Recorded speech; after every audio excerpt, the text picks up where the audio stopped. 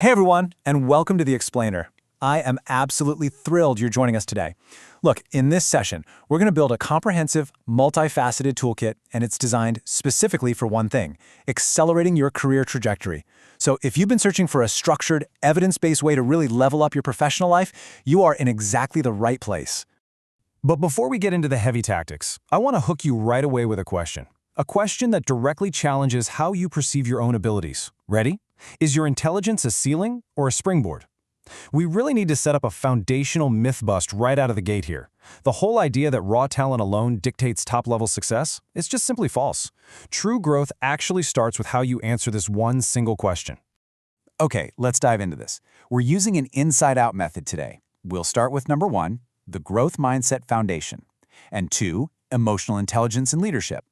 Then we'll move to 3, mapping your development plan, 4, the power of calculated risk, 5, mastering your executive presence, and finally 6, building a support network. Section 1. The Growth Mindset Foundation, the Internal Engine. So career growth fundamentally requires an internal transformation before any external checklists or fancy strategies can even be tackled. This is your internal engine. To really get this, we need to sharply juxtapose 2 different ways of thinking, drawing on some super fascinating research from the Texas McCombs MBA program. On the left side, we have the fixed mindset. This is when leaders assume their abilities are just set in stone. They avoid challenges to protect their self-image. And hey, let's be honest, we've all been tempted to hide from a really tough project just to save face, right? They view feedback as criticism, and they treat their intelligence as a static ceiling. But on the right side, the growth mindset completely flips the script. Here, you actually embrace the discomfort. You turn your setbacks into literal data points for improvement, and you view your intelligence as entirely expandable, because believing that skills are learnable is exactly what transforms an obstacle into an opportunity. Which actually brings us to an incredibly powerful quote from Sten Morgan in his book, 7 Mindsets of Success.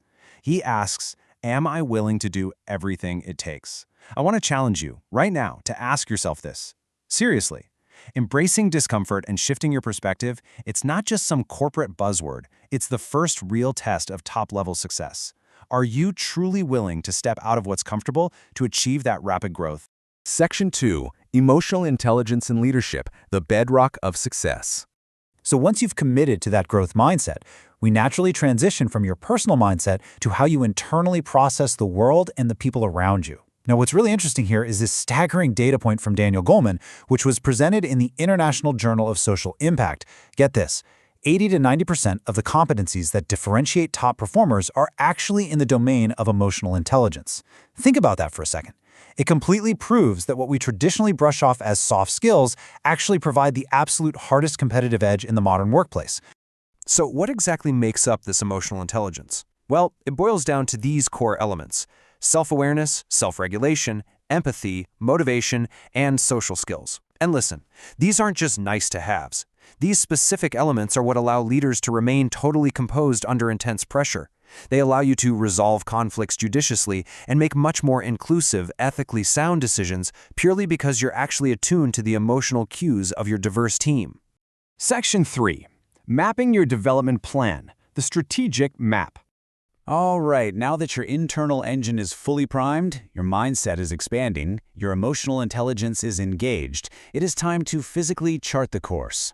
According to the Personal Development Plan Guide, charting this strategic map breaks down into 3 very tangible stages. First up, stage 1 is personal analysis. This is where you honestly, truly appraise your strengths, your weaknesses, and the opportunities around you. Next, stage 2 is setting goals, where you define new, clearly measurable targets. And finally, stage 3 is establishing your personal objectives, setting out exactly how these goals fit into your daily civilian employment. To really bring this to life, let's look at a quick mini narrative from our sources. Let's meet Mr. A. He's a 25-year-old junior manager at a major telecommunications company, and he practically applied this exact framework. He mapped out highly specific goals to build trust with his team, and he identified exactly how to deconflict his crazy busy work schedule with a rigorous management training program. The takeaway here? He didn't just hope for growth. He systematically planned for it, using clear metrics and strict target review dates. Section 4. The Power of Calculated Risk, Stepping into Uncertainty. But hey, as we all know, a map isn't really enough if you're too afraid to actually leave the house and travel, right? Growth requires deliberately stepping into the unknown. So the crucial point is understanding calculated risk-taking. It's the strategic willingness to bear uncertainty and potential loss in pursuit of innovation, differentiation, and gain. Let me be clear, this is absolutely not about reckless gambling. No way. This is a highly strategic decision-making process backed by what researchers call the entrepreneurial orientation framework. You assess the outcomes, you weigh the potential rewards against the losses, and then you make a highly informed choice. And when you adopt this disinhibition of risk, the rewards are just immense. You achieve innovation and differentiation by actively exploring uncharted territories. You gain a massive competitive advantage simply by seizing the opportunities that others completely avoid. You actively drive growth and expansion. And honestly, most importantly, by failing and learning from those failures, you build deep resilience and adaptability. That cycle is exactly what builds long-term entrepreneurial endurance. Section 5. Mastering your executive presence, external execution. So you have the mindset, you have the EQ, the plan, and the courage to take the risks. Now we move into external execution. You literally need to physically face the room and command it. Executive presence, it's not some genetic gift you're just born with. It's a systematic, highly trainable skill. Just look at the Moxie Institute's first stage of their confidence development model. Foundation building starts with very tangible skills: vocal technique development, basic body language awareness, breathing and physiological control, and simple message structuring. You really have to train your body and your voice just as rigorously as you train your mind. And as you build up that foundation, you develop what the experts call room radar. It's like a superpower. It's this dual awareness to simultaneously deliver your message while monitoring and responding to really subtle audience cues. Mastering dynamic response techniques, which, honestly, just means matching the room's energy or grabbing their attention back when their focus wanes, it allows you to maintain absolute authority while simultaneously building a genuine, authentic connection with your audience. Section 6. Building a support network, community, and connection. Let's bring this whole explainer home, because no matter how brilliant your plan is or how commanding your presence might be, literally no one scales the summit entirely alone.